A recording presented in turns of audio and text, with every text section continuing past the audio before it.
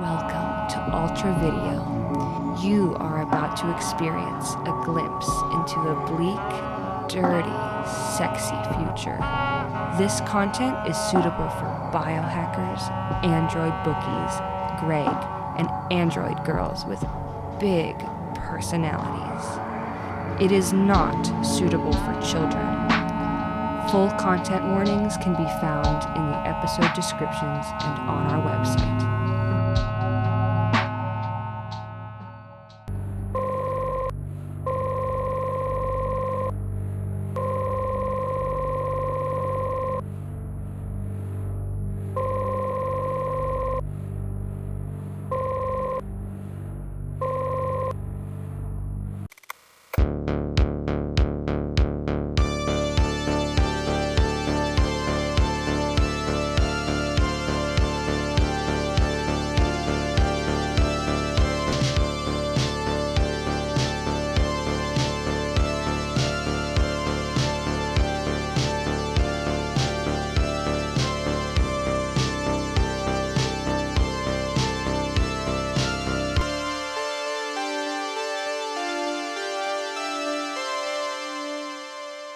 Hello and welcome to Ultra Video.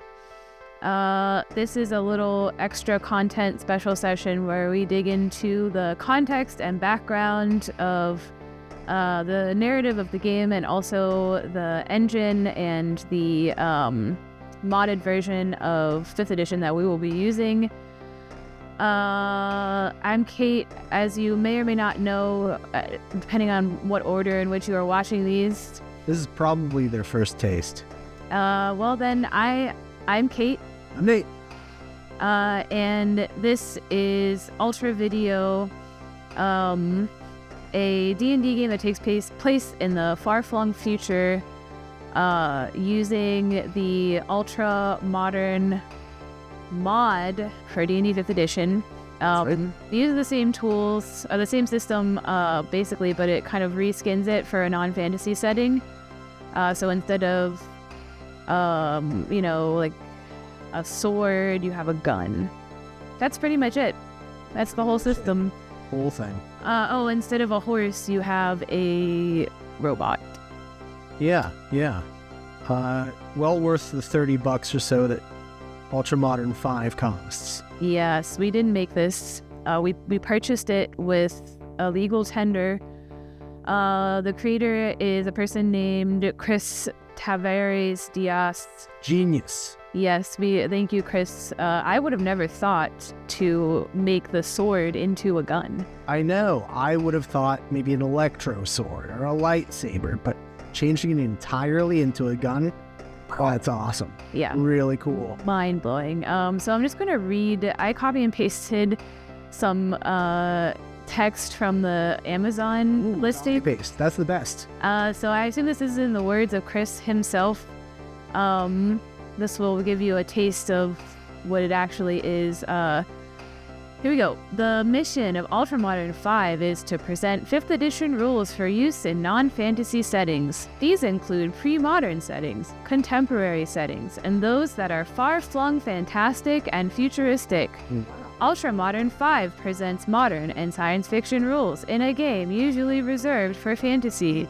There is no established setting in U5. It presents classes, gear, and scenarios that can be inserted into any campaign. You may explore the rules in whatever context you wish.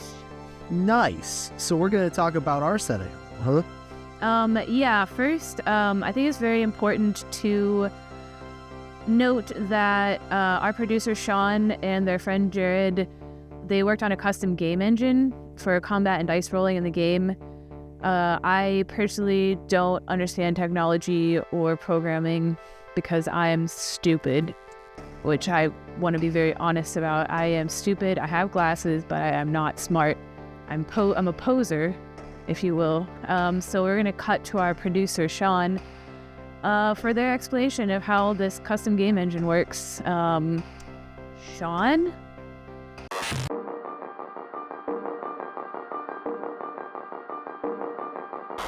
Hello, my name is Sean Starr. No, I'm not a Texas sign painter, wrongful convictions attorney, or real estate agent. I am the producer and co-creator of Ultra Video. I'm here to talk to you about the bespoke D&D level editor and battle map system that we created especially for Ultra Video called Ultra Editor. Ultra Editor was built with the Godot game engine and features a customizable 2D battle grid of 5-foot squares, just like D&D, where we can design and play levels for the campaign. The character sheets are coded into the system, so we can click to attack with various weapons and move just like we were playing in a tactics-style RPG. When not in combat, we can also use it for narrative skill check rolls during the campaign. We have been using the web app Roll20 during testing for Ultra Video, but it wasn't providing the kind of visual interest that we wanted to add to the game, so we decided to design something that more closely fit our needs and looked cool. I co-designed Ultra Editor with developer Jeremiah, who has donated so much of his time to test and program Ultra Editor, so a big thank you goes out to him. Like the rest of Ultra Video, we wanted to take inspiration from classic pixel art games. Some of my favorites are Streets of Rage, Battletoads, and Jumpstart 3rd Grade. I also designed the character sprites and some other visual assets, but we did also use sprite packs for the battle environments. Ultra Editor is still in development, so there are definitely some weird bugs at times, sprites clipping and layering problems, but that's just because we don't have the budget or time to devote to fixing and completely polishing this thing off. But our hope is to continue making the Ultra Editor battle map system even better. Now I'm going to bring in someone very special who has something more to say about their contribution to this project. Hello, I'm Z. I'm the background artist for Ultra Video. I create using an iPad and Procreate, and a single pixel. It's my paintbrush. That's all for me. Ta-ta! Wow, what a great explanation that I listened to and paid attention to. That was great. Yes, thank you. So before we really dive into the details of the narrative setting, I think it would be interesting for Nate and I to talk about our history with D&D. Nate, why don't you go first? Yeah, okay. Just briefly, I started playing D&D in high school, and I'm still playing D&D with basically the same group of friends that I played with in high school over the internet now. And Kate, Sean, and a few of our other friends started playing D&D together, like 12, 13 years ago, and we've been playing in all kinds of different contexts and situations. It's a blast. It's a great way to keep in touch with your friends. Yeah, I think that pretty much summarizes my history too. I started playing in college 10 years ago, or no, it was so much longer, 13 years ago now. God, we're so old. Old fogies. 13 years ago, that makes my heart ache.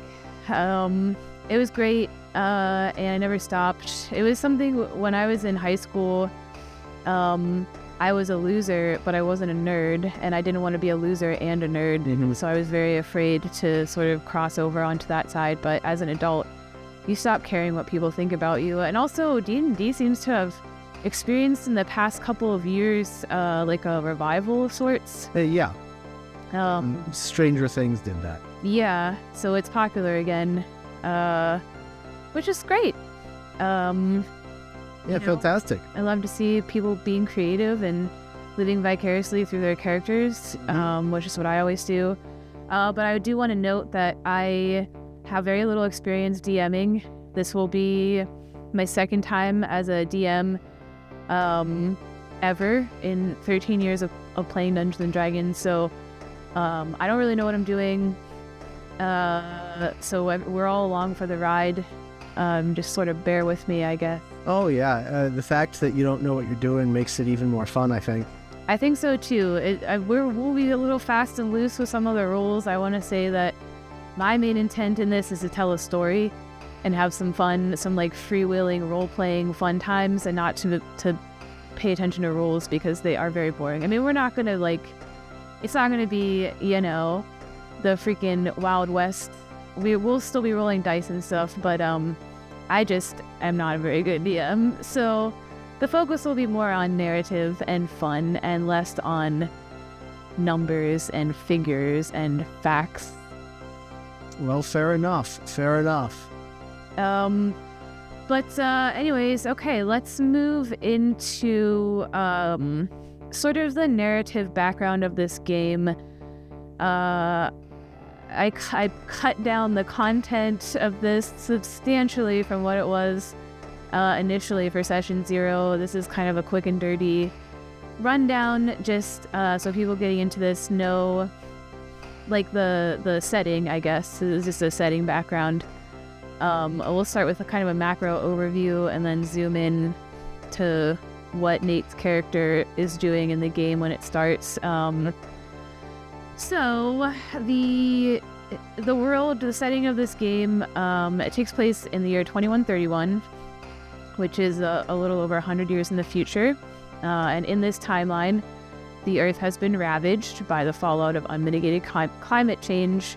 And I know scientifically, we're taking kind of a more, again, fast and loose sort of approach to some of these things. The world that we created has suffered from sort of global catastrophe, basically, as a result of climate change, like flooding and fires in places where maybe there wouldn't necessarily be as much flooding and fires. But just for the sake of the game, you'll have to suspend your disbelief a little bit. Yeah, we understand that the whole climate change thing might not actually be real. It seems like a kind of a scare tactic by the powers that be, but in the game, we're just pretending, it's pretend. We're just pretending like that climate change is a real thing and actually...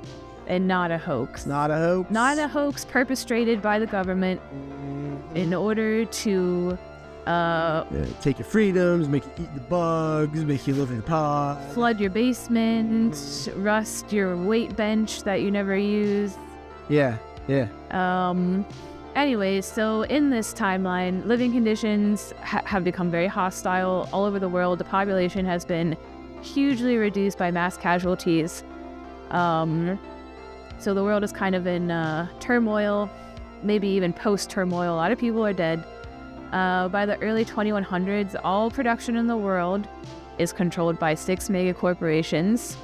They took over the responsibilities of the government in many places. I guess take over. The tense for this explanation has not really been determined in my notes.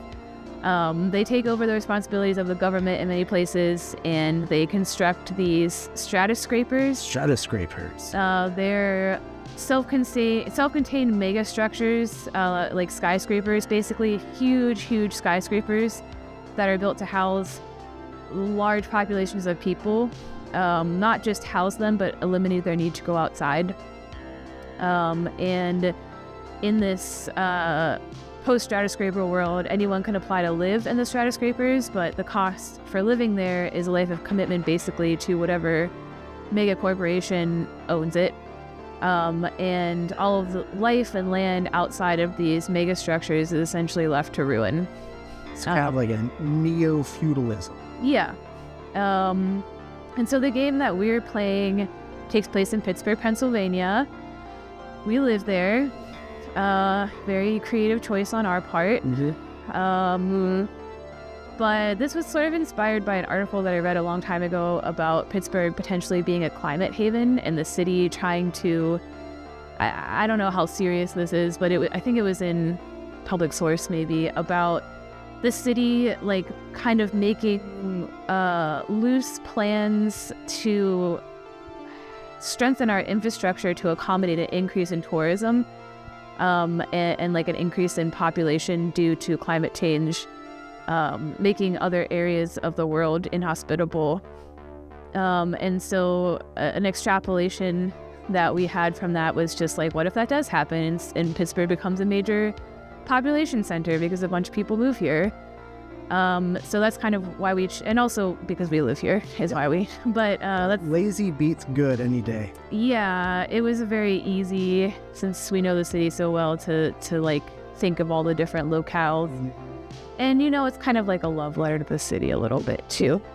But anyways, in the game, Pittsburgh becomes a climate haven in the mid to later 2000s. due to milder temperatures and inland location, and the population of the city grows, and it becomes a big city.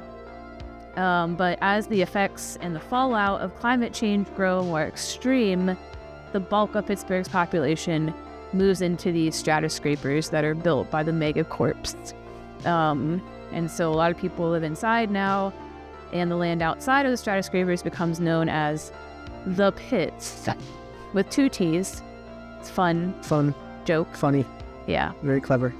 There's an additional layer, too, where smoke from these perennial wildfires that are burning constantly in the west and the southwest, combined with decades of trapped pollution from synthetic fuels, and then people out in the pits burning stuff for fuel and heat and disposal that shouldn't be burned. All of this has kind of combined to make the air in Pittsburgh not quite completely impossible to breathe, but very noxious. It has this like dense, noxious smog that has sort of settled over the city, especially closer to the ground. And that is one of the main features of living out in the pits. Did you mention what year it is? 2131. That's sort of a very general explanation of the world that we're living in.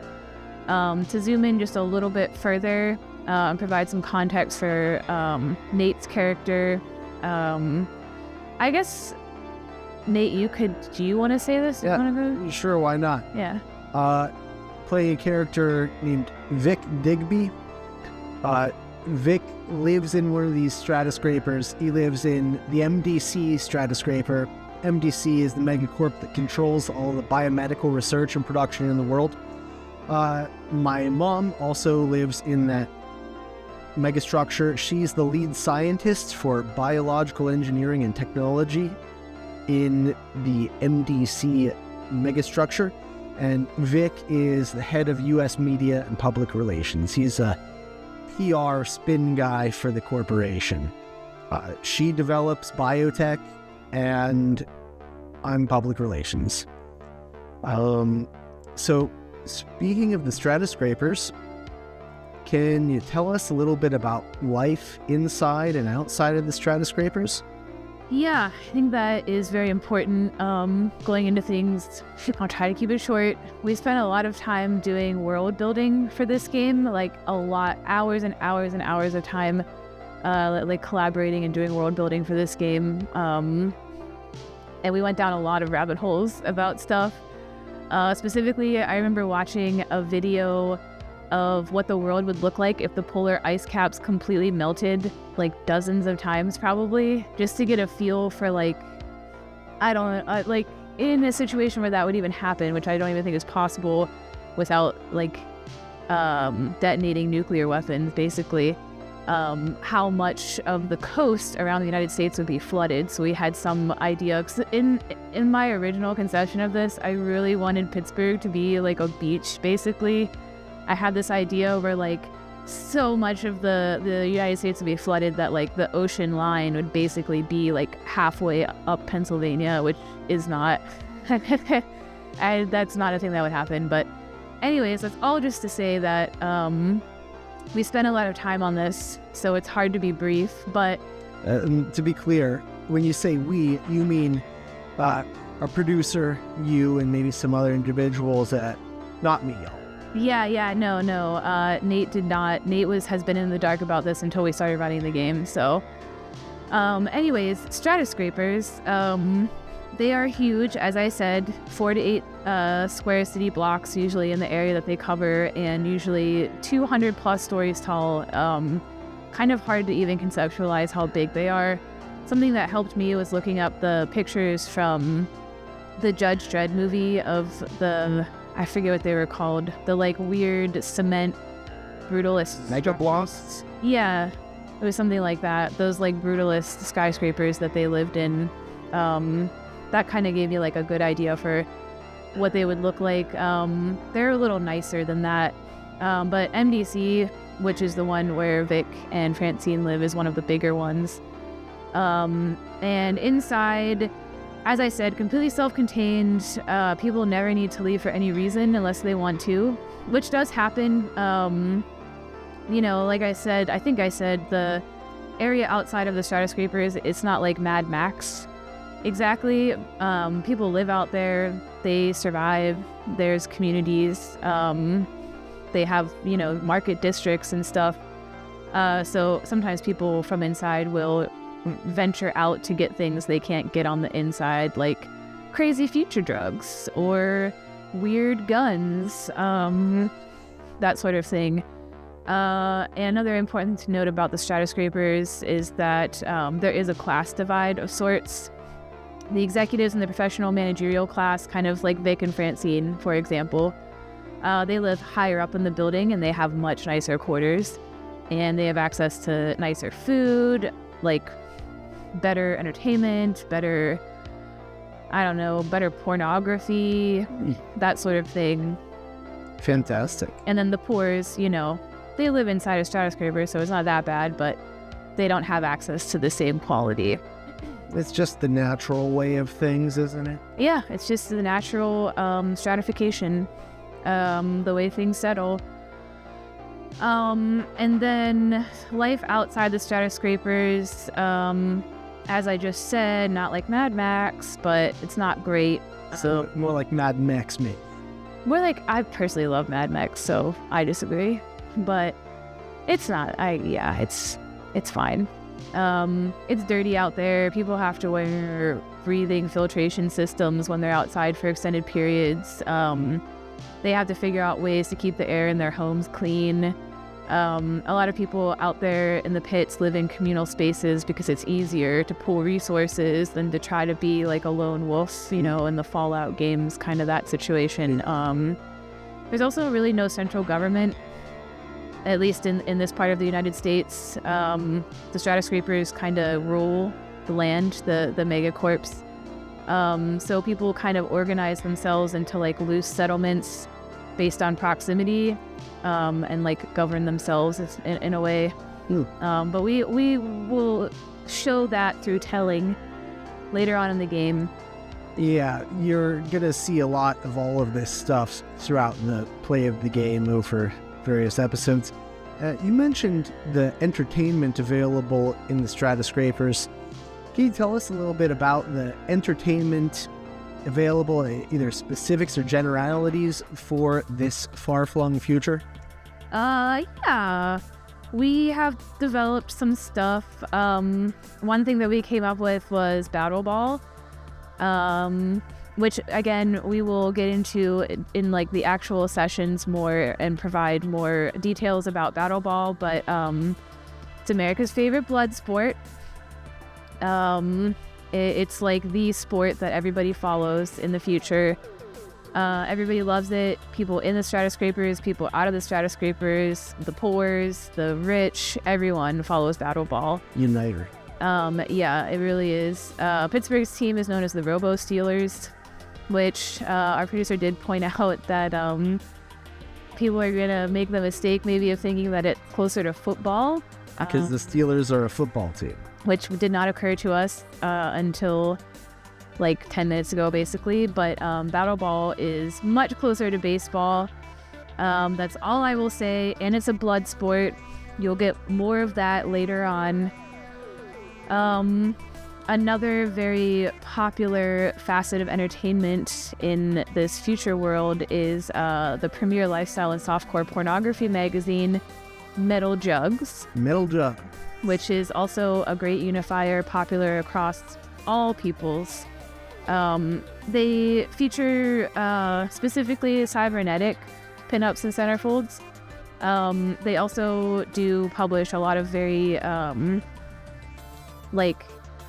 interesting and profound articles by all sorts of authors and author bots. So Metal Jug's very popular. They have a whole franchise. Well-regarded publication. People say that they read it for the articles, and in this case, it's actually true, apparently. They're not lying. And then, much like in the modern era, TV is still very popular. there are a number of television programs that people love quite a lot. There's All My Clones, which is a sitcom about a guy and his family of clones and all of their hilarious misadventures. Metal Jugs actually has a very popular TV program called the Metal Jugs News Hour and Hot Dog Eating Contest, where various Metal Jugs centerfolds host a news program where they cover hard-hitting news, and then they also interview guests, and then they have the guests participate in a hot dog eating contest for various prizes. Fantastic. And that is probably like the number one show on primetime in the future. And then sort of like later on in the night, Law and Order Robo-Crimes Division comes on. And that's the most recent installment in the Law and Order franchise, where robo versions of Richard Belzer and Ice-T investigate robot-related crimes. I guess like robo murders. Okay. Robos who break the 3 laws. Robots who are murdered. Robots. No, you can murder a robot. Well, I mean, it's a TV show, so they take some liberties. Okay. That I guess, yeah, that is, how do you murder something that's not alive? I don't know. That would be a conversation for you to have with Sparky, your robot companion. That's right, Sparky. I've got a robot dog, everyone. Yeah. That is also, we'll reveal more about that later.